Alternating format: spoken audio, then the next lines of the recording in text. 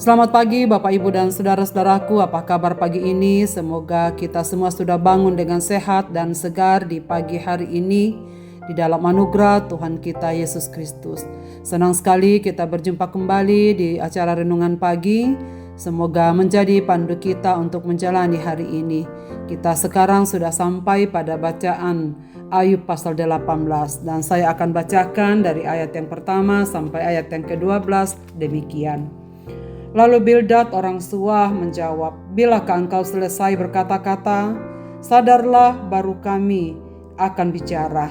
Mengapa kami dianggap binatang? Mengapa kami bodoh dalam pandanganmu? Engkau yang mengoyak-ngoyak dirimu sendiri dalam kemarahan. Apakah demi kepentinganmu bumi harus ditelantarkan dan gunung batu bergeser dari tempatnya?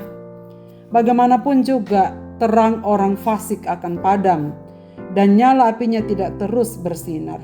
Terang di dalam kemahnya menjadi gelap, dan pelita di atasnya padam. Langkahnya yang kuat terhambat, dan rancangannya sendiri menjatuhkan dia. Karena kakinya sendiri menyangkutkan dia dalam jaring, dan di atas tutup perangkap ia berjalan. Tumitnya tertangkap oleh jebak, dan ia tertahan oleh jerat. Tali tersembunyi baginya dalam tanah, perangkap terpasang baginya pada jalan yang dilaluinya. Kedahsyatan maut menakutkan dia di mana-mana dan mengejarnya kemanapun ia melangkah. Kekuatannya dilahap kelaparan, kebinasaan bersiap-siap menantikan dia jatuh. Warisan yang tak ternilai. Pendengar renungan pagi yang dikasihi Tuhan, ada satu tulisan Paul Johnson mengingatkan kita akan fakta sejarah bahwa pada tahun 1882 ada seorang filsuf berkebangsaan Jerman yang bernama Friedrich Nietzsche memproklamasikan bahwa Tuhan sudah mati. Namun kenyataannya memperlihatkan bahwa yang mati adalah Nietzsche, bukan Tuhan.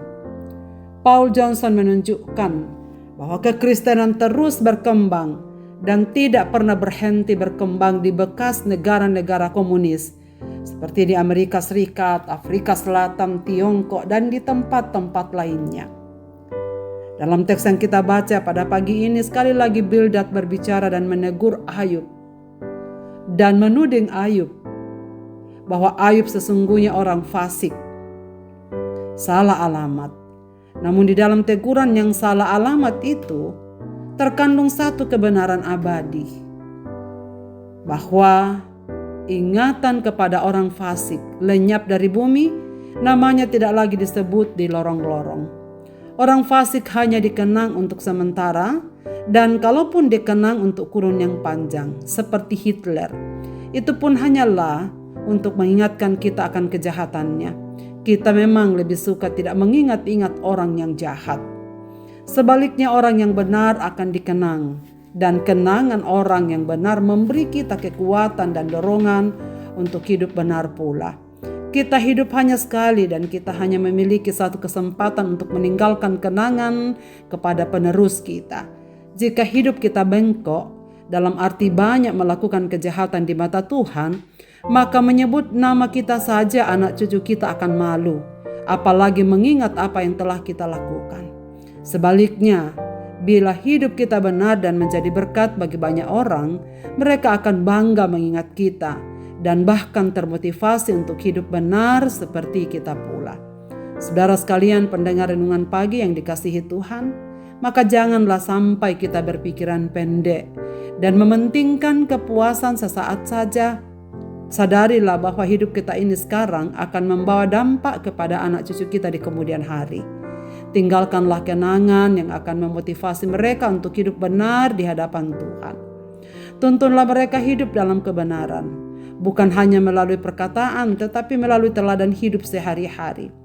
Mereka melihat bukti nyata dari iman yang hidup dalam diri orang tuanya. Hidup melayani dengan taat dan tulus, setia mengerjakan tugas pelayanan yang baik, perkataan yang selaras dengan firman, kasih yang keluar dari hidupnya mengalir kepada sebanyak mungkin orang. Itulah warisan yang paling berharga yang dapat kita tinggalkan untuk mereka. Saudara sekalian, jika saatnya kita akan berpulang Dan kita akan meninggalkan jejak-jejak iman dalam hidup kita. Marilah kita berpikir dan merenung sejenak. Memori seperti apakah yang akan kita tinggalkan kepada anak cucu kita? Kenangan apa yang akan kita torehkan dalam sepanjang perjalanan langkah demi langkah? Semoga kelak nanti anak cucu kita akan mengingat kita untuk semua kebenaran, kebaikan, dan cinta kasih yang pernah kita tularkan. Semoga memori mereka penuh dengan hal-hal yang benar, selaras dengan firman yang kita hidupi hari demi hari.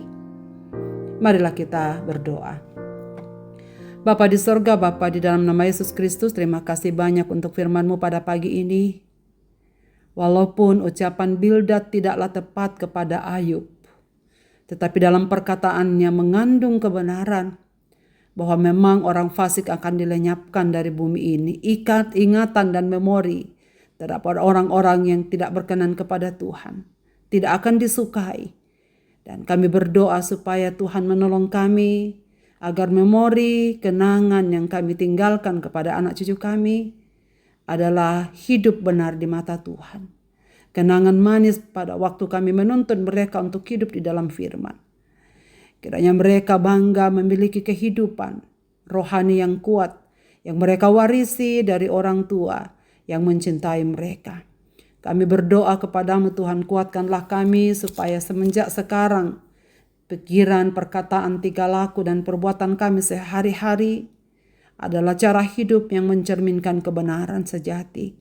Agar semua orang termasuk anak cucu kami yang menyaksikannya melihat teladan iman. Melihat motivasi iman yang hidup di dalam diri kami.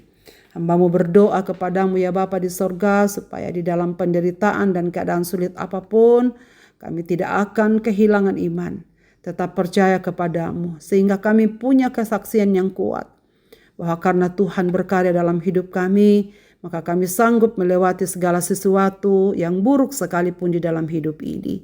Hamba-Mu mau berdoa untuk semua orang-orang yang sedang berkeluh kesah saat ini, yang sedang sakit, yang sedang menderita, yang sedang berduka, yang sedang bergumul dengan berbagai-bagai hal dalam hidupnya. Mereka yang kecewa.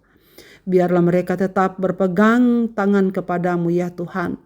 Dan menaruh iman percaya kepadamu bahwa Engkau yang mengasihi kami lebih daripada yang kami duga. Dan Engkau akan menuntun kami dan membuka jalan bagi yang terbaik bagi hidup kami. Kami berpersadi dalam tangan Tuhan dan menyerah. Biarlah kami melihat bahwa kasih setia-Mu tak pernah beranjak dari hidup kami. Dan karena itu seluruh aktivitas kami di hari ini ya Bapa, kami serahkan dalam tangan-Mu. Biarlah kami bergerak seturut dengan kehendak Tuhan saja. Kami serahkan hidup ini dalam tangan pimpinan Tuhan. Jauhkan kami dari segala yang jahat. Jauhkan kami dari segala pencobaan. Jauhkan kami dari sakit penyakit. Supaya hari ini kami boleh berjalan di dalam terang Tuhan. Menyaksikan berkat-berkat-Mu yang terus mengalir di dalam kehidupan kami. Dengarlah doa kami ya Bapa pada pagi hari ini. Lalu sertai kami dalam segenap kesibukan kami di hari ini. Dalam Kristus Tuhan kami datang kepadamu. Amin. Selamat beraktivitas Bapak, Ibu, dan saudara-saudaraku. Tuhan Yesus memberkati kita sekalian.